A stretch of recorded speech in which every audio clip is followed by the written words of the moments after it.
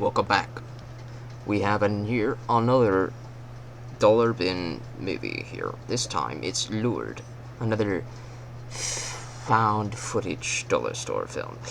Like Fallout though was much better in my opinion. It still remains the top film, but this is also surprisingly good. It's pretty innovative. The case, we always like to talk about the case here. The case is also innovative. We have fish hooks here. The name Lured, fish hooks, it's symbolic. We don't actually see any fishing in the film, okay? But this case is a symbolic type of imagery here. We have the normal person's face on this side. Then we have the deader looking face, looking with the possessed eye on this side. This looks pretty nice. Looks can be deceiving, of course. It's directed by Dawai Lee. I think they might have also written it. And it stars primarily three actors, three people.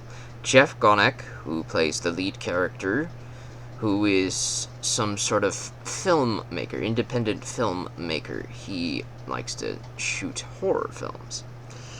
And Lei Wong is an Asian friend of Jeff Gonek. Jeff Gonek has a crush on this lady. They met on an online forum for filmmakers, that independent filmmakers. They discussed films for months and months, and then Lei Wong invites Jeff Gonek to come to Asia to talk about some stuff.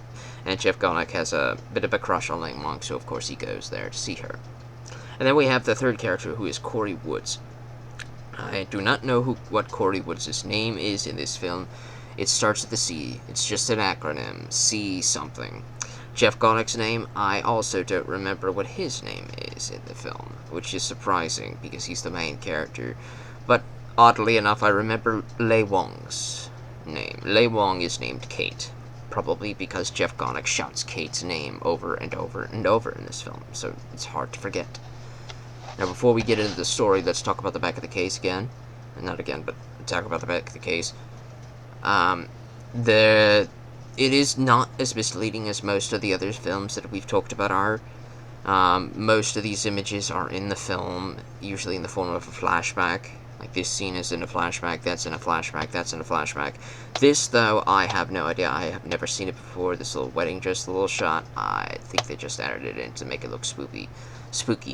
And this lady, I don't think she was in it either, but she looks a little bit like Corey Woods, so maybe that's Corey Woods. I don't know. Corey Woods doesn't look as important to be on the back here, though. Maybe this is just to catch your attention, as usual with these types of cases.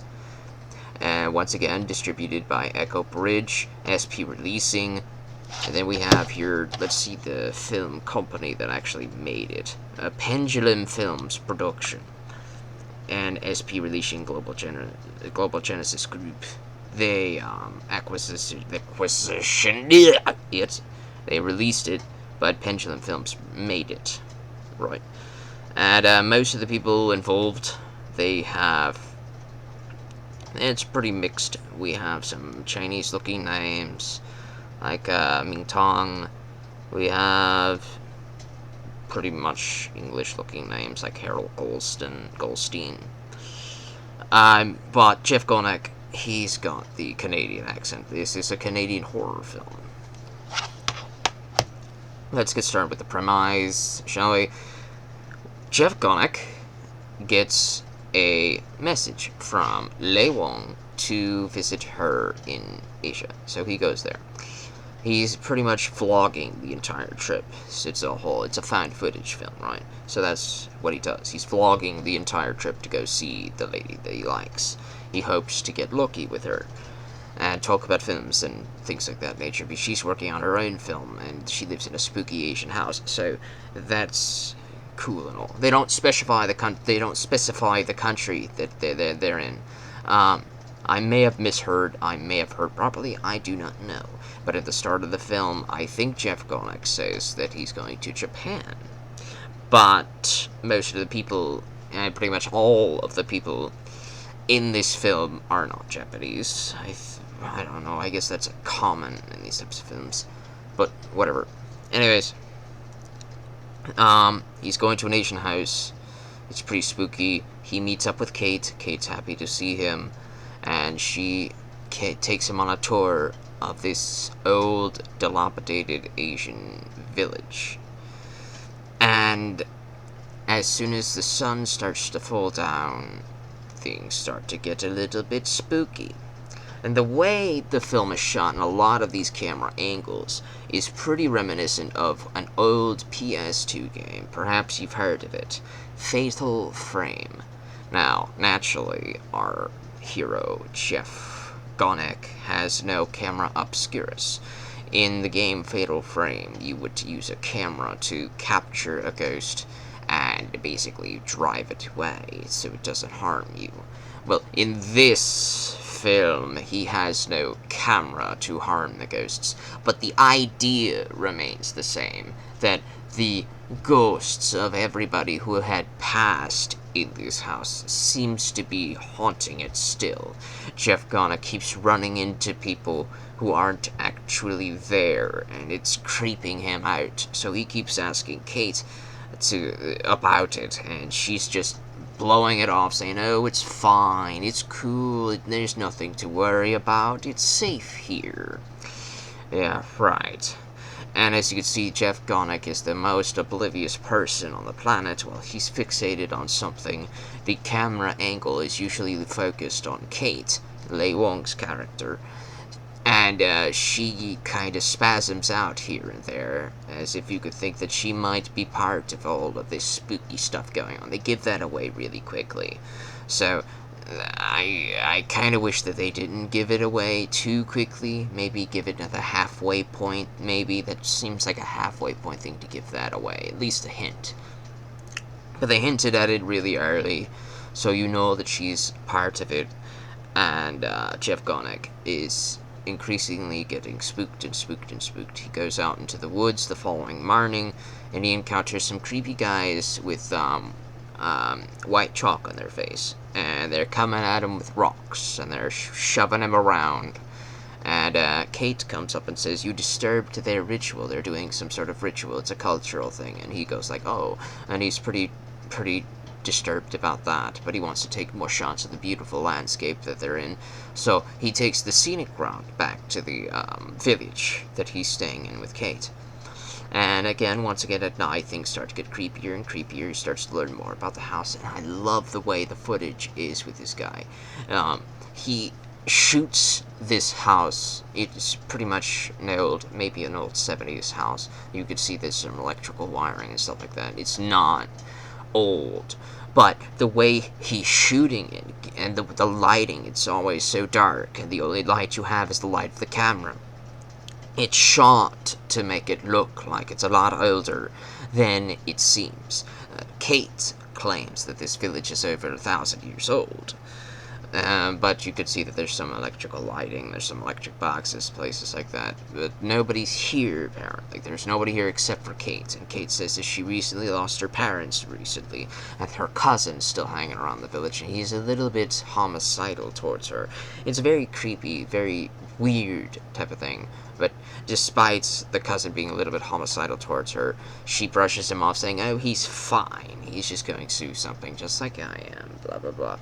And she starts making slowly a little bit more and more advances towards him. And near the end of the film, Jeff Gonek has had enough. Well, it's not really the end of the film, the second third. So let's say the end of the second act. Jeff has had enough. He has had enough, and he wants to leave. But Lei Wong's character, Kate, she says, oh, don't leave yet.